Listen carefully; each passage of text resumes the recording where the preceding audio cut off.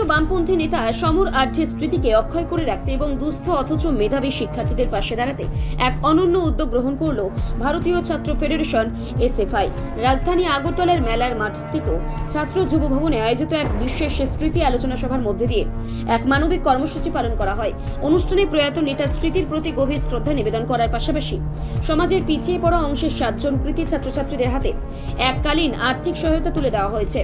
এই মহতী অনুষ্ঠানে প্রধান অতিথি হিসেবে উপস্থিত ছিলেন রাজ্যের প্রাক্তন মুখ্যমন্ত্রী তথা বর্ষিয়ান বাম নেতা মানিক সরকার।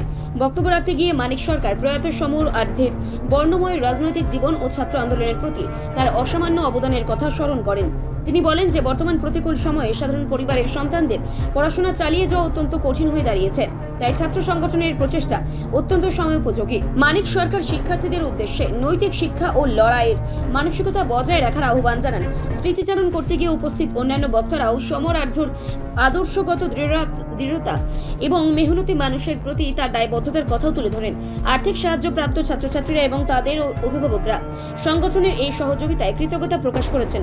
এসএফআইয়ের পক্ষ থেকে জানানো হয়েছে আগামী দিনেও মেধাবী শিক্ষার্থীদের পাশে দাঁড়িয়ে শিক্ষা ও প্রগতির এই লড়াই জারি রাখা হবে। অনুষ্ঠানটিকে কেন্দ্র করেই ছাত্র, যুব ও কর্মীদের মধ্যেও ব্যাপক উৎসাহ লক্ষ্য করা যায়। বক্তারা একযোগে অভিমত ব্যক্ত করেন, জানান জনদরদী নেতাকে স্মৃতিকে কেবল কথার মাধ্যমে নয় বরং সমাজসেবা ও গঠনমূলক কাজের মাধ্যমে বাঁচিয়ে রাখাই হলো প্রকৃত শ্রদ্ধাঞ্জলি। এই অনুষ্ঠানটি একদিকে যেমন ছিল বিষাদময় স্মৃতির রোমন্থন, অন্যদিকে ছিল ভবিষ্যৎ প্রজন্মের লড়াইয়ের প্রেরণা। সব মিলিয়ে মেলার মাঠের এই সমাবেশ থেকে শিক্ষা ও সামাজিক সংহতির এক বলিষ্ঠ বার্তা পৌঁছে দেওয়ার চেষ্টা করা হয়েছে। ছাত্র জীবনের সমস্যা, যুব জীবনের সমস্যা, শিক্ষক, কেরানি, কর্মচারী, শ্রমিক, কৃষক, এর থেকে আলাদা করে দেখবার এবং এই সমস্যাগুলিকে সমাধানের চিন্তা করা বাস্তবের সাথে সংগতিহীন।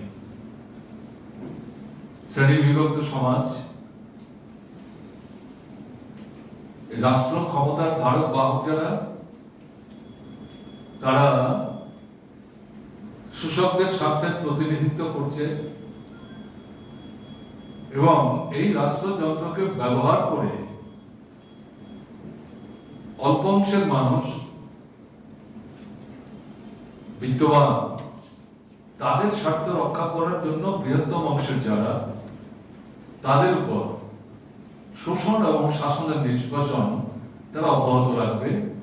কাজে এই ব্যবস্থাটার অবসান না ঘটিয়ে 2 জন, 4 জন, 5 জন, 10 জন তাদের কিছু কিছু সুযোগ সুবিধা হয়তো সৃষ্টি করা যাবে। সামগ্রিকভাবে সমাজের একটা বড় অংশ, একটা শ্রেণী হিসাবে এই সমস্যা থেকে তাদেরকে মুক্ত করা সম্ভব না। রিপোর্ট সংবাদ প্রতীক্ষা।